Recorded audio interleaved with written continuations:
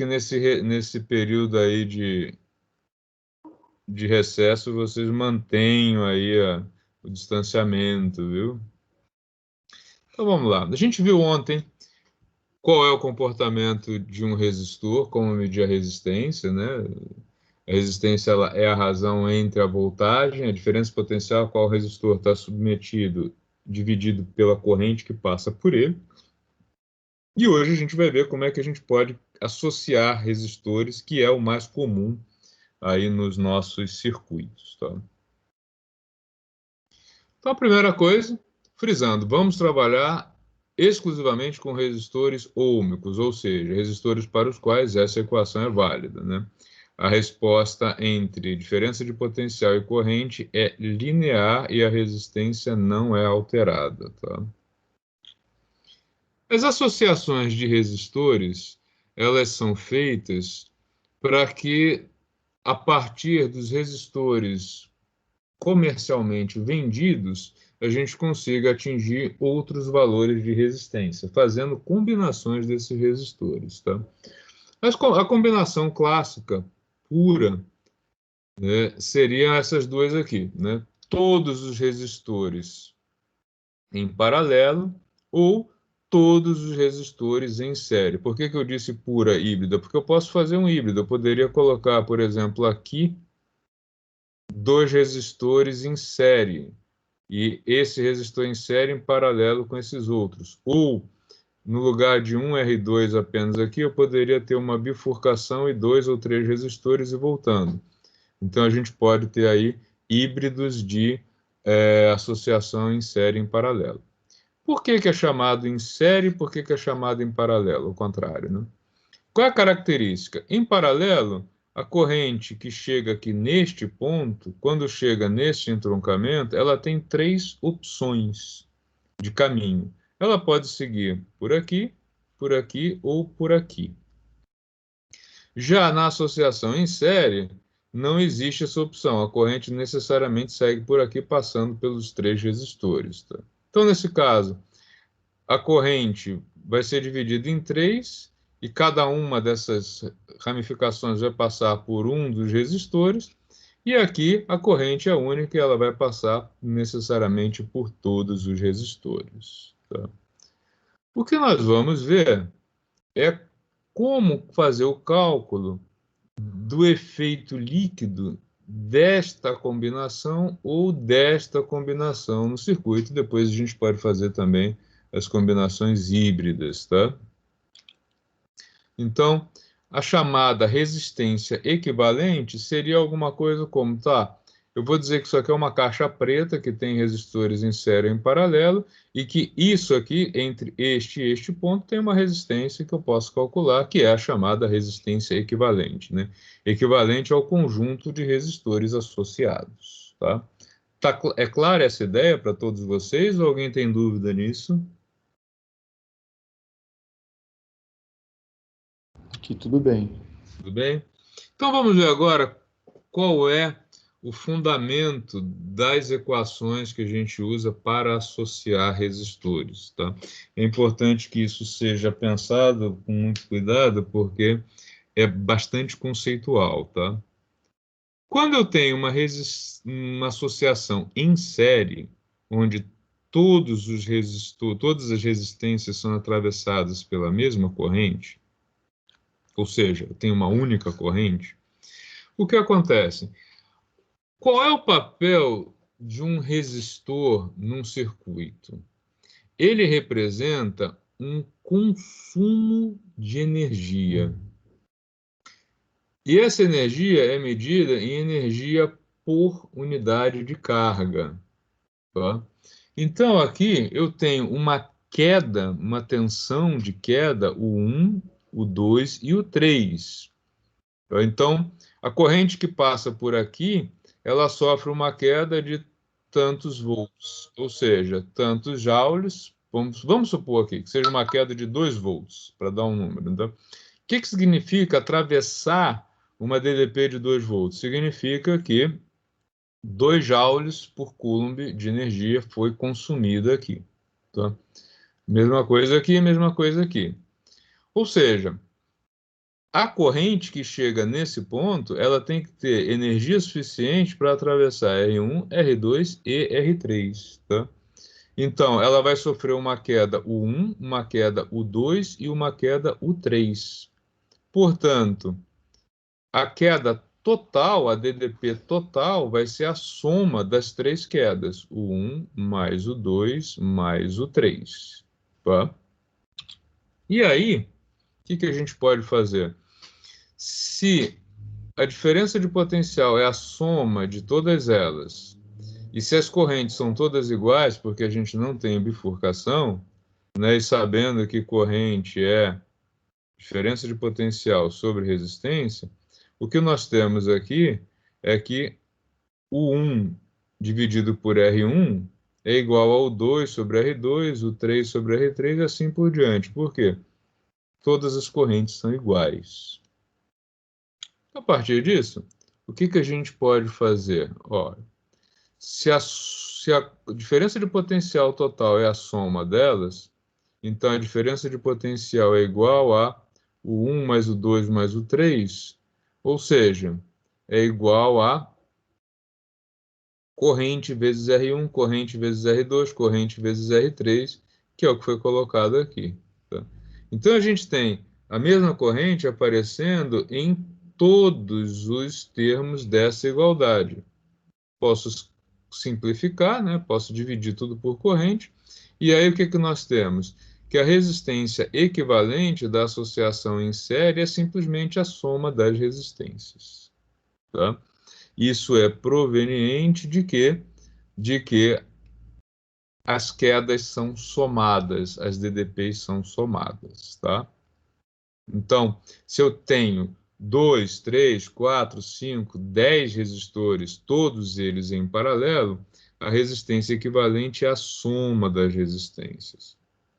Isso significa que quando eu tenho resistores e eu quero uma resistência maior do que as resistências de cada um dos componentes que eu tenho, eu posso colocar esses resistores em série. Se vocês olharem as resistências, por exemplo, de chuveiro, o que ela faz para aumentar a temperatura do chuveiro? Ela aumenta, quando você gira lá o botãozinho, você está aumentando o número de resistências colocadas em série. Tá? Tem mais de uma lá, sempre. Elas são interligadas, algumas formam um círculo, algumas são colocadas de maneira linear, dependendo do modelo de chuveiro, mas quando você gira o botãozinho, você está adicionando resistências conectadas em série. Não destruam um chuveiro de casa, olhem sem destruir. Tá? Um conselho. Então, a queda total é a soma das quedas, né? Então, o U geral é igual a o 1 mais o 2 mais o 3 até o último. E aí, cada um desses U's é resistência vezes corrente, correntes iguais, simplifica, resistência equivalente à soma das resistências. Beleza? Tudo bem? Calma aí, professor, tô terminando de copiar ali rapidinho. Tá bom. Mas lembrando que isso tudo fica disponível para vocês, viu? Eu coloco o PDF lá na pasta.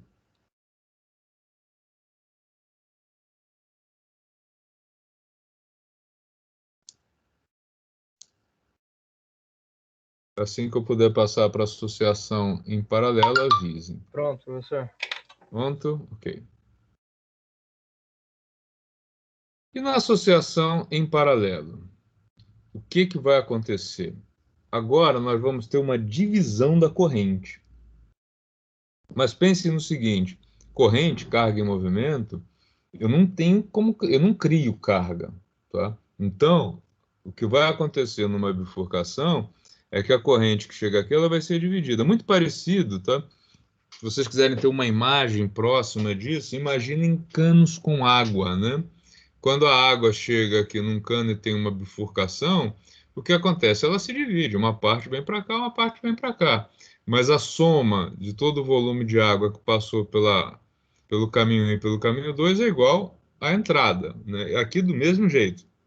A corrente elétrica que chega aqui, ela vai ser partida em duas, ou três, ou quatro, seja lá quantas bifurcações nós tivermos, mas a soma de todas elas é igual à corrente de entrada. Por isso que I é igual a I1 mais I2, tá? O que que acontece com passar por aqui ou passar por aqui? Os dois caminhos têm que ter a mesma queda. Cargas elétricas são muito espertas. Se um desses dois caminhos oferecer uma facilidade, uma perda menor de energia em relação ao outro, vai todo mundo por onde a perda é menor, tá? Então, uma ligação em paralelo necessariamente tem a DDP de todos os seus caminhos possíveis iguais, ou seja, o 1 tem que ser igual a o 2. Se tivesse uma terceira ramificação, o 3 teria que ser igual também, tá? Então, aqui nós temos duas condições para que isso funcione. As quedas têm que ser todas iguais e a corrente que entra tem que ser igual a todas as correntes que saem. Ok? Como as correntes I igual a I1 mais I2, aqui eu fiz só com duas bifurcações, a gente tem aqui a diferença de potencial equivalente dividido pela resistência equivalente é igual à corrente 1 mais a corrente 2. E aí a gente vai usar a condição de que todas essas quedas têm que ser iguais, senão aquela que tiver a menor queda vai ser o único caminho a ser seguido. Então a gente pode simplificar isso, isso e isso, e aí nós chegamos naquele resultado de que a corrente, o inverso da resistência equivalente é igual à soma dos inversos das resistências, tá? Na sequência, eu fiz isso para um número qualquer, tá? O resultado não muda.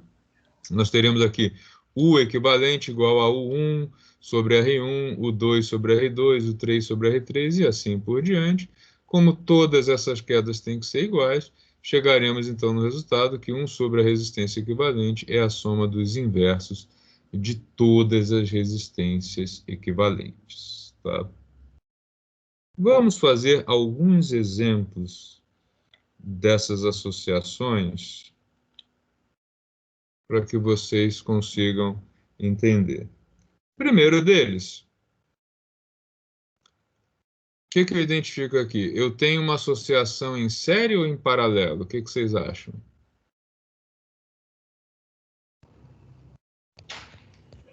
Paralelo, né, professor?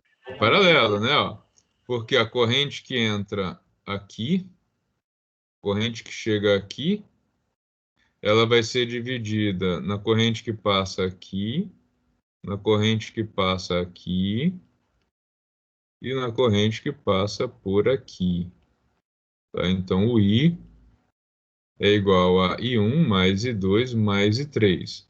Isso poderia ser visto num outro desenho assim, ó. Eu posso, às vezes é mais fácil redesenhar o circuito para conseguir visualizar. E aí eles se juntam todos aqui. Ô, professor, Sim? eu tenho uma pergunta. Nesse caso aí, por exemplo, no I1 ele chegaria primeiro ou eles vão as três juntas assim? A velocidade é muito alta, né? Você não conseguiria medir diferença de tempo. Mas em princípio, sim, uma fração, sim. Entendi, Tá? entendi. Então a gente tem aqui 4 ohms, 6 ohms e 12 ohms. Tá? Qual é a resistência equivalente total disso daqui?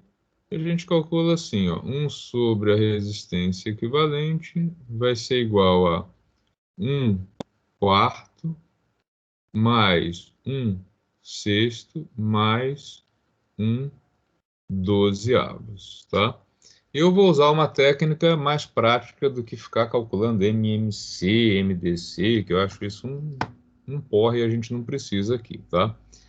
O que que eu vou fazer aqui? Eu preciso igualar os denominadores. Então eu posso multiplicar esse cara aqui por 2 e esse aqui por 2, não posso? Fiquei com 12 2 dozeavos. Eu vou multiplicar esse aqui por 3, esse aqui por 3. E agora eu tenho todo mundo com 12 no denominador, ó. Eu tenho 3 12 mais 2 dozeavos. Ops, 12, né? Não 16. Preciso apagar isso aqui. Tá. 2 dozeavos e 1 dozeavos. Posso somar, então, todos os numeradores. Então, 1 sobre a resistência equivalente vai ser igual a... Opa!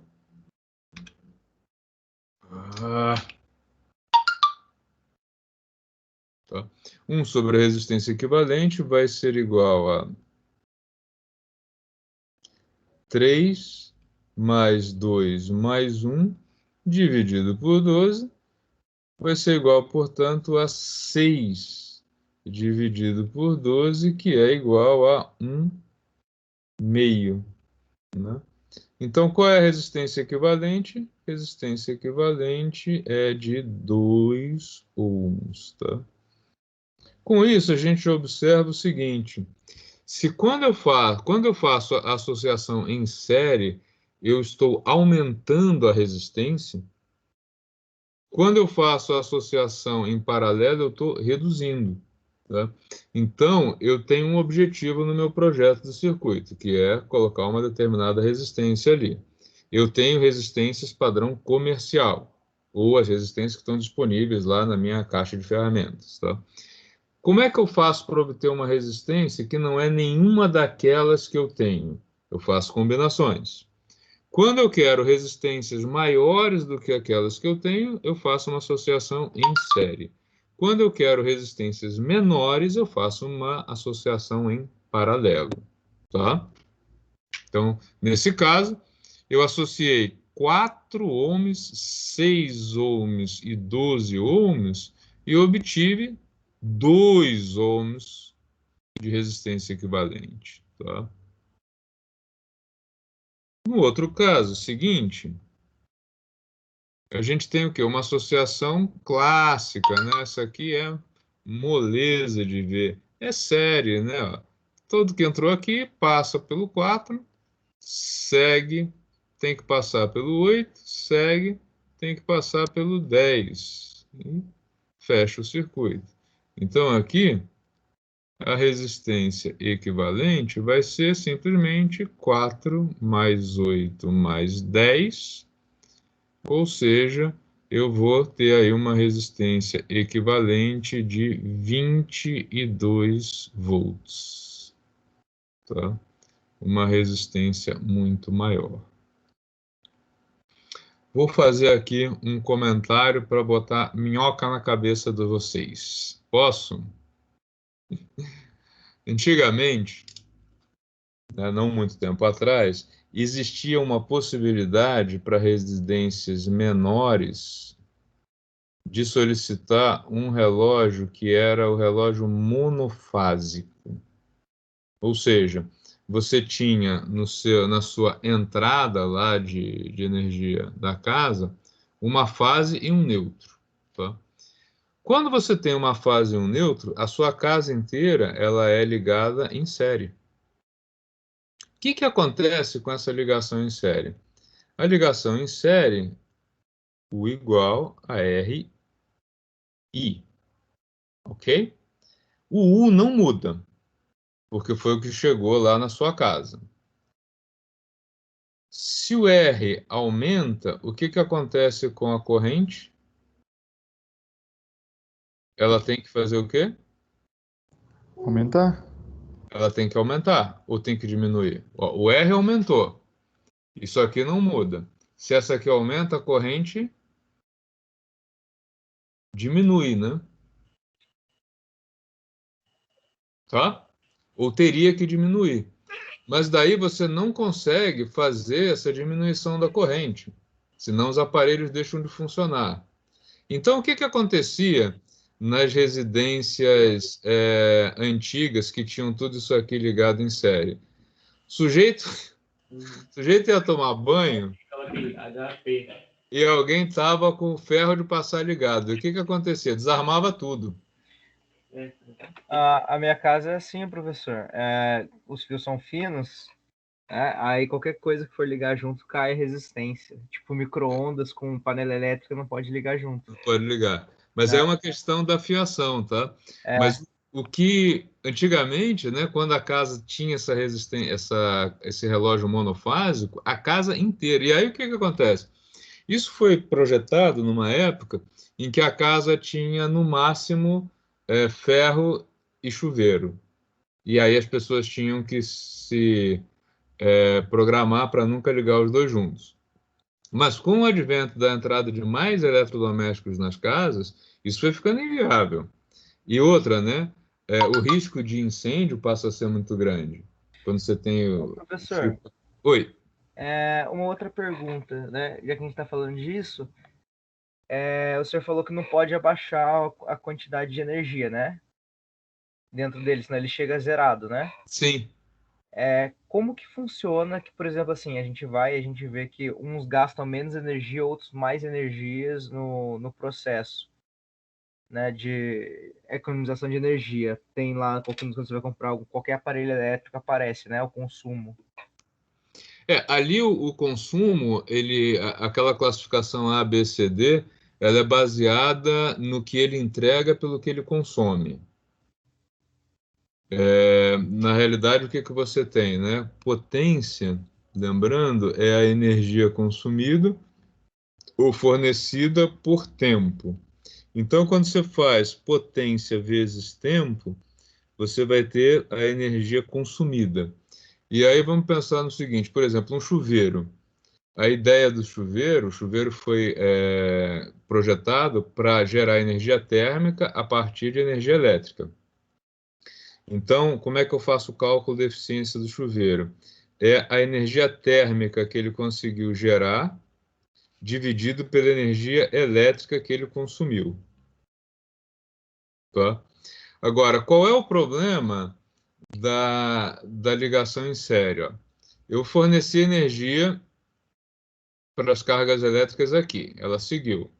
Quando ela passou por esse cara, ela perdeu parte da energia dela, que ela cedeu essa energia para ele fazer alguma coisa, ou para criar calor, ou para realizar um trabalho, depende aí do circuito que você tiver, tá? Mas o fato é que essa carga elétrica saiu daqui com menos energia. E aí ela tem que ter energia para passar por aqui. Cedeu energia para esse cara, ela tem que ter energia para passar por esse. E o circuito ele tem que ser feito de tal maneira que as cargas elétricas retornem aqui sem energia, zerado, tá? Então, assim, se a energia fornecida não for suficiente para passar por todos, algum deles ou todos não vai funcionar. Se a energia não for toda consumida nesse circuito, eu vou ter sobrecarga aqui e o relógio vai desarmar, tá? O que acontece na maioria dos casos de residência monofásica é que o calor aumenta muito aqui e daí isso aqui tudo é desarmado. Ou os aparelhos simplesmente não funcionam direito, que era aquela queda, né? O sujeito liga o chuveiro, com ferro elétrico não dá, porque desarma. Mas era muito comum, a casa que eu morava, quando era criança, tinha essa característica, né? Quando alguém ligava o chuveiro, você via que a luz ficava mais fraca, né? Porque estava chegando menos energia do que deveria na lâmpada. Hoje, o que nós temos é, no mínimo, bifásico, né? Ou trifásico. O que significa isso? Você tem uma fase positiva, uma fase negativa e uma fase neutra. E aí você cria um circuito do positivo para o neutro e outro circuito do negativo para o neutro, e ainda uma outra rede do negativo ao positivo, que seria a rede 220. É por isso que as residências hoje, mesmo que o padrão da cidade seja 110, você consegue ter alguns pontos de 220. Né? Por exemplo, o chuveiro, é muito comum que você faça o chuveiro em 220 volts. O que está acontecendo ali? Ele está numa rede que vai do menos para o mais. E os aparelhos que estão no 110, eles estão entre o neutro e o positivo, ou entre o negativo e o neutro. E aí você tem mais de uma malha dentro de uma casa. O trifásico, melhor ainda, né? Porque daí você tem mais redes possíveis. Então, uma casa maior e padrão industrial tem mais fases, claro, né? Mas em termos residencial, é possível solicitar, depende da política da operadora, depende de uma série de coisas, mas em tese é possível solicitar o trifásico, tá? Professor, quer dizer que então que a ligação em série ela consome mais? Ah, sim, na prática, sim, porque o efeito Joule vai aumentar muito. Você vai ter muito mais perda por calor. Mas o maior problema é que você não vai conseguir ter todos os equipamentos em funcionamento. Esse que é o maior problema. Se você ligar o micro-ondas e o chuveiro, ou o micro-ondas junto com o ferro elétrico, ou se alguém estiver tomando banho e outra pessoa não sabe, for lá e ligar o ferro elétrico numa ligação monofásica, simplesmente não suporta, desarma. Entendi. Daí, como hoje é muito, muito comum que uma casa tenha pelo menos fogão, micro-ondas, ferro elétrico e chuveiro, isso já inviabiliza. Mesmo as residências mais humildes, né, elas têm liquidificador, né, tem alguns equipamentos que fogem bastante daquele padrão antigo. Se você pegar o padrão antigo mesmo de casa, né, no Brasil, de casa popular, muitas vezes nem o chuveiro elétrico tinha. O pessoal usava um sistema, era comum que as pessoas tivessem em casa o fogão a lenha, né? E daí tinham dois sistemas. Um era eu não sei se alguém já viu isso, em alguns locais de fazenda, na zona rural, eu acho que ainda é possível ver isso, tá? O cara tinha um fogão, um forno e fogão a lenha, né? E aí ele tem um duto. Então tá aqui a lenha que é queimada, vou botar um foguinho aqui, ficou horrível, mas acho que vocês conseguem imaginar.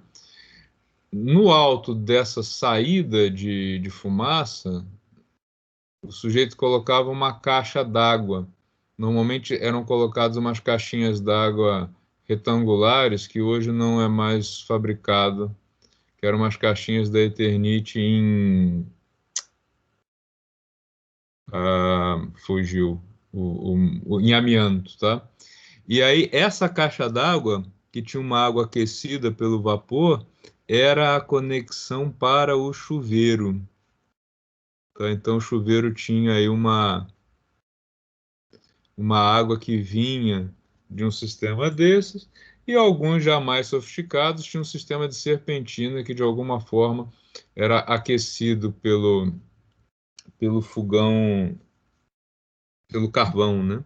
Isso era muito comum na zona urbana também. Hoje, praticamente quem tem fogão, forno a lenha em casa mais por hobby, porque gosta de cozinhar, mas são poucas as pessoas que usam isso para o dia a dia.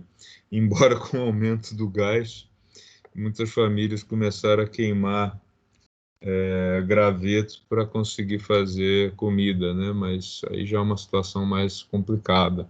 Mas como aqui nesse período o número de aparelhos eletroeletrônicos conectados era muito menor, a tomada monofásica era bem usada, tá? Tudo bem, gente? Eu deixei aqui nesses slides alguns exercícios para vocês fazerem. Passou rápido demais, tá? Tem um, dois, três, quatro, cinco exercícios, que são também os exercícios que vão aparecer lá na atividade, tá? Eles foram postados aí em dois lugares. Eu gostaria que vocês tentassem fazer. Deixa eu disponibilizar esses arquivos para vocês lá na pasta de trabalhos.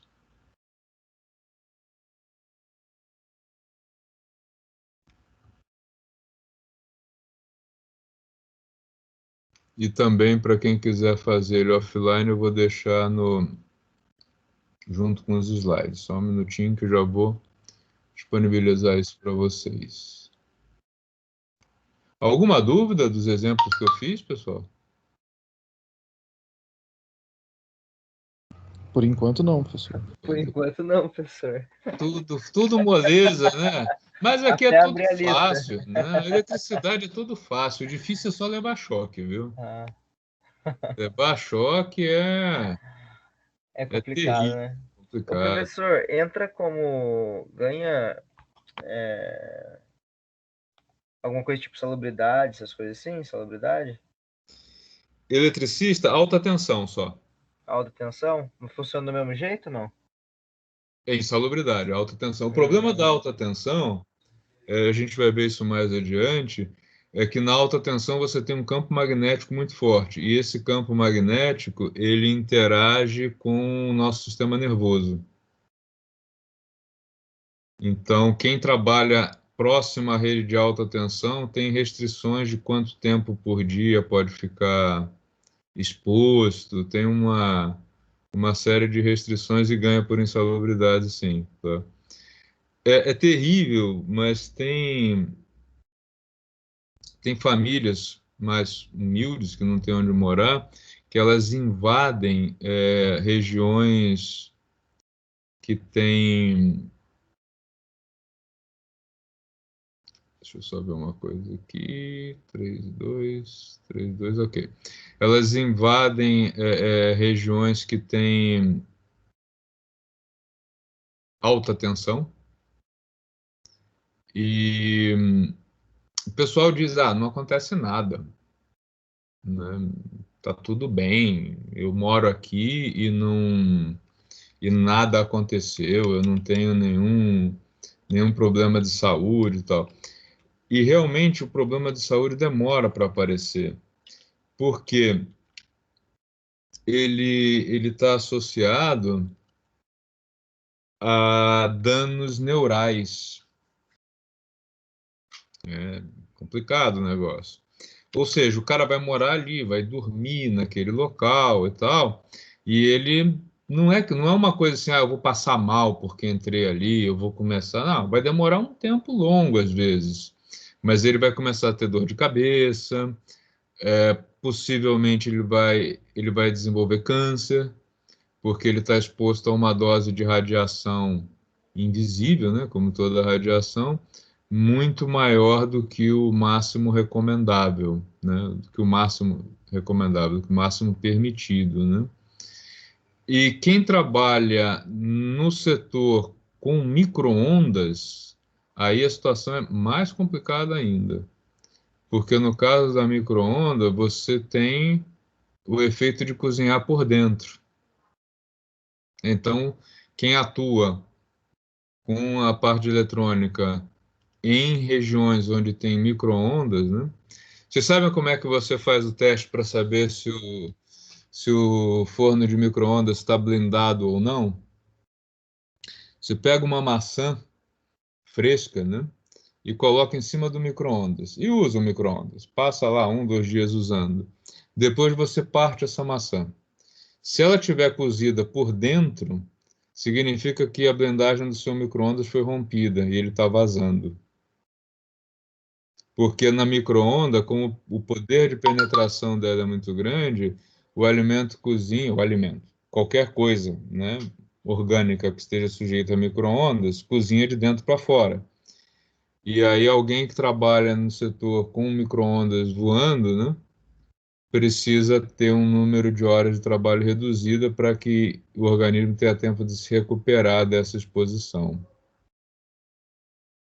É, eu diria que assim, é tão traiçoeiro quanto radiação nuclear, com um prazo mais longo. Porque é um perigo que as pessoas não veem, tá? E, no geral, é um efeito que não é imediato. Vamos supor que você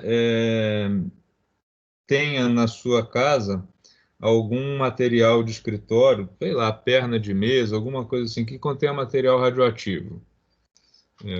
lixo radioativo não foi respeitado, algum material com resíduos foi derretido e está lá.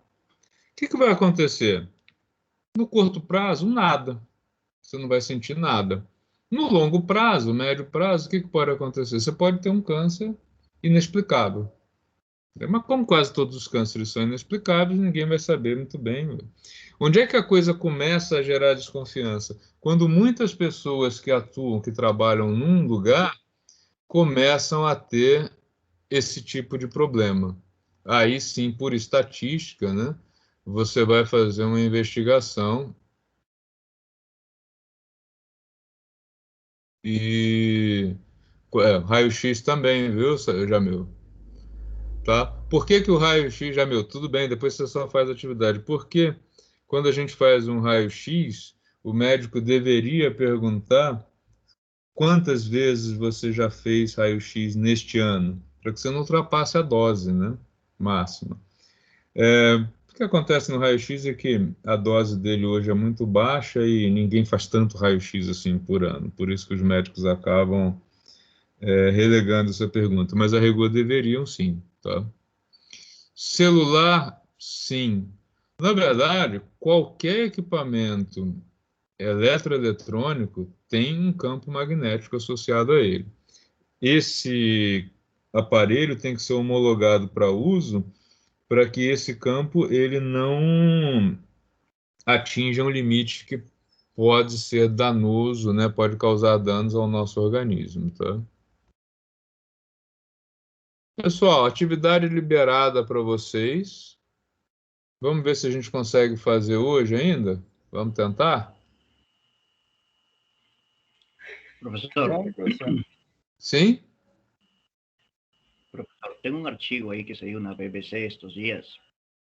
Fala sobre a interação de muons, que é uma nova força da natureza que os cientistas acreditam ter descoberto ultimamente. Eu vou compartilhar o link com o senhor Ah, aí. eu recebi, eu já vi. O senhor viu esse aí? Vi. Tá em investigação ainda, né? Essas coisas demoram muito tempo para ter uma comprovação, né? Então, para mim, na verdade, o campo da eletricidade, eu conheço um pouco, mas não é muito. Eu não entendi muito este texto aqui. Os muons são parte dos átomos, né?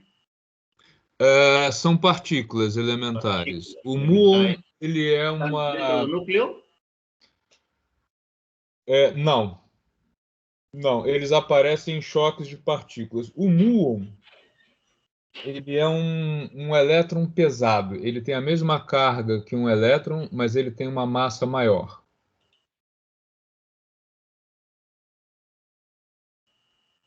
É uma partícula Ele subatômica que aparece em algumas reações, mas ele não faz parte aí do átomo estável. Ele é emitido em algumas situações de radiação. Então, eles são átomos ou não? São Não, partículas? não, são partículas. O mu é uma partícula. Ah, entendi. É uma partícula que tem a mesma carga do elétron, carga elétrica, mas ele tem uma massa maior, porque ele tem subpartículas neutras dentro dele. Eu tinha um professor dessa área que falava: o muon é um elétron gordo. E isso que está sendo estudado para ver um tema Com licença, de o possível professor. energia? Espera aí, duas pessoas falaram. Samuel, eu vou dar uma lida no artigo. Eu vi, mas não li todo. E aí depois a gente pode conversar. Tinha mais alguém perguntando? Quem mais? Não, professor, só para falar para o senhor, eu moro numa escola, aí tem os engenheiros aqui agora com o pessoal da prefeitura. Aí estão batendo palma aqui, eu vou lá ver, tá bom? Ah, tá bom, tranquilo. Pessoal, tá aberto aí para vocês o exercício. Javier, existem hoje 4 interações na natureza, tá? Conhecidas. As chamadas 4 interações fundamentais. São elas a interação, estou compartilhando agora, a gravitacional, que é a atração entre objetos com massa, gravitação. Existe a interação, a força eletromagnética, que é o que a gente está estudando nessa disciplina, tá? Magnetismo é efeito de carga elétrica em movimento, por isso uma interação só. Tá?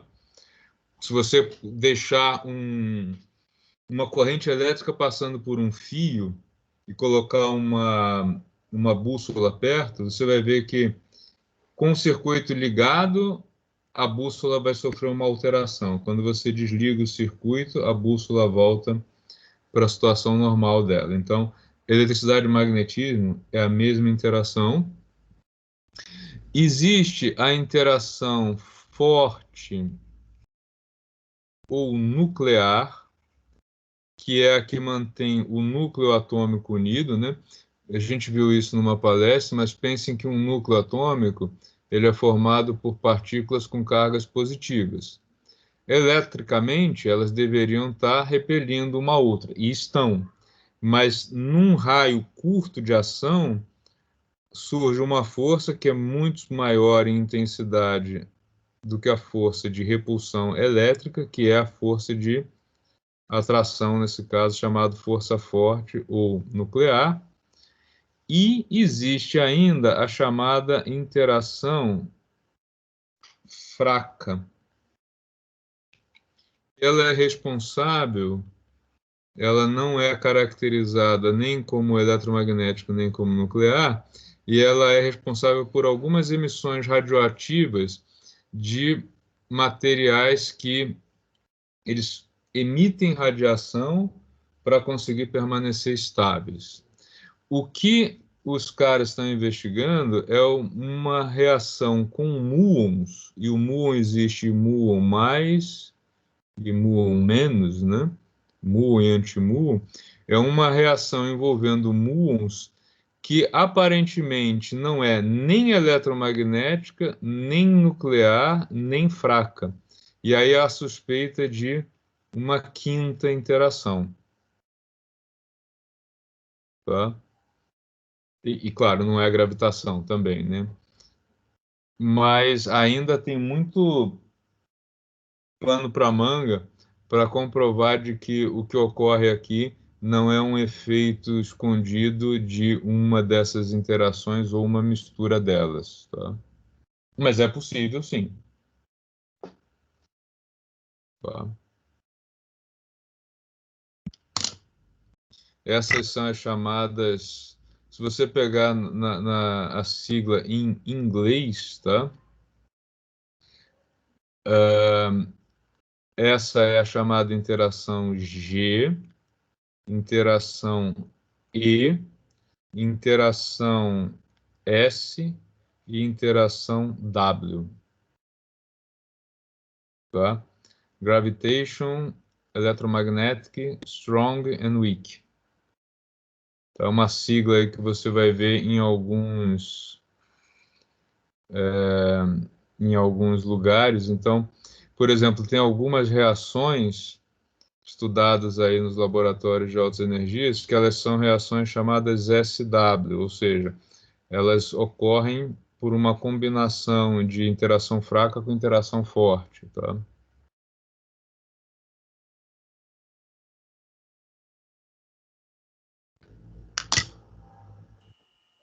Estas quatro forças, como que chama mesmo? São quatro forças que atuam no... São as 4 interações fundamentais. 4 interações fundamentais, né? Tá? São as forças que são conhecidas na natureza. Tudo que a gente conhece da natureza,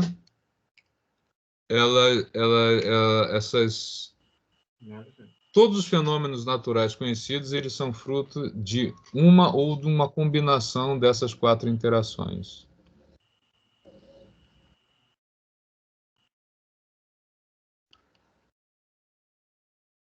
Pode existir interações derivadas também, então? Derivadas fundamentais?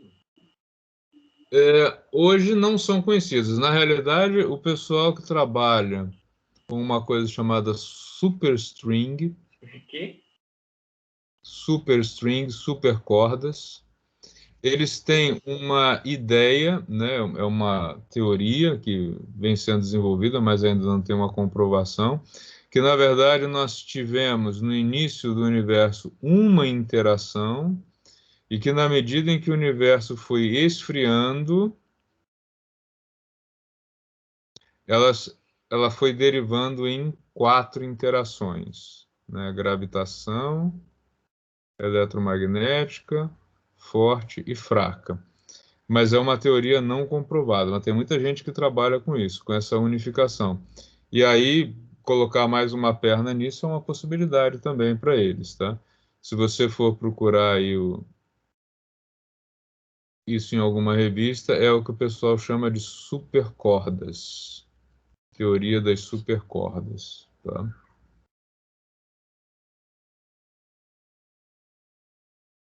E os caras que fazem essa tentativa de tratar tudo como uma só, eles chamam isso de teoria da grande unificação. Até hoje, a única coisa que eles conseguiram juntar foi eletromagnética com fraca, que é a chamada teoria eletrofraca, ou electroweak. Tá? Por isso o EW. E essa interação em que se utiliza aqui na prática? O nosso cotidiano, o cotidiano que a gente enxerga, né? Ele é gravitação e eletromagnético. A forte e fraca, ela mantém a matéria estável, a gente não enxerga, né? Ela ocorre o tempo todo, né? Todos os nossos materiais, inclusive nós mesmos, somos formados por átomos estáveis por conta dessas duas, né? Forte e fraca. Mas a nossa interação, ela é gravitacional e eletromagnética. Por exemplo, quando você tenta com seu dedo tocar em alguma coisa, por que você não atravessa essa alguma coisa? Porque aqui você tem campo elétrico e aqui você tem campo elétrico também superficial. E aí cargas elétricas iguais se repelem e você não consegue atravessar isso aqui, né? Nós vivemos na superfície da Terra e não flutuando no espaço, porque nós temos massa e a Terra tem massa. Massa se atrai, então nós somos puxados para o interior da Terra. É a gravidade, né? É a gravidade. Por isso a gente vive aqui. Então, assim, o que nos é perceptível no dia a dia é eletromagnética e gravidade. Forte nuclear mantém essa matéria toda estável, né? Nós enxergamos por eletromagnetismo. Então, o que que nós vemos? Nós vemos aquilo que é refletido por um material. Então, por que que eu enxergo uma mesa, por exemplo, né? Qual é o processo de enxergar alguma coisa? Luz chega nesse material, nessa alguma coisa, parte dela é absorvida e parte é refletida. Você enxerga a luz refletida. É por isso que no escuro você não enxerga nada, porque não tem luz para ser refletida.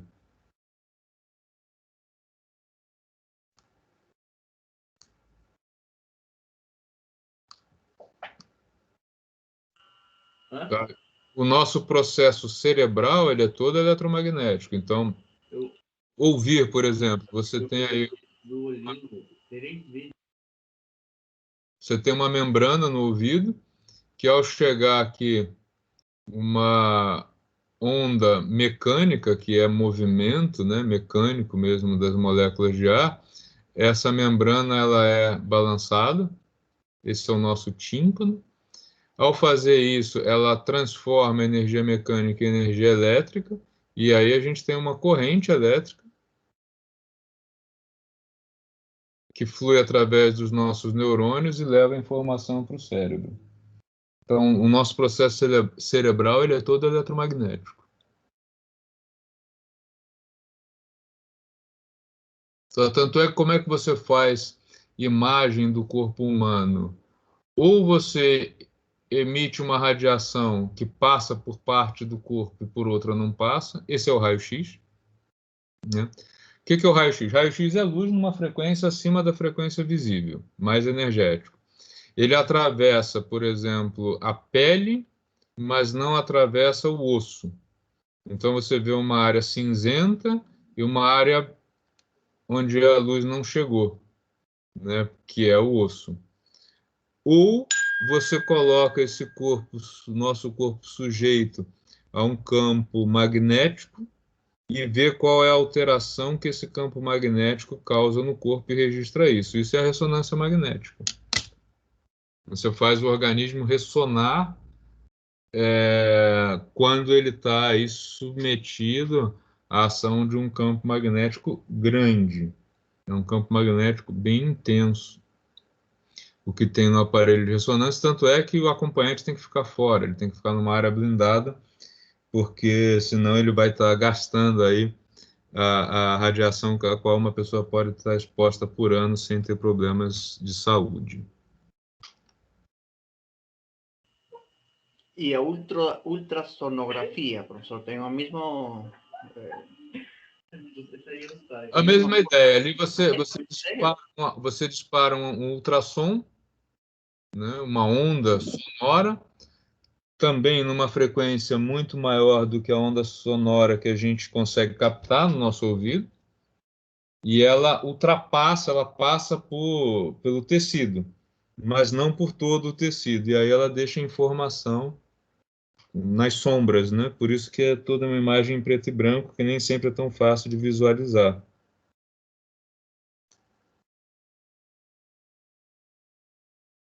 Beleza, muito bom, professor, obrigado. Nada, imagina.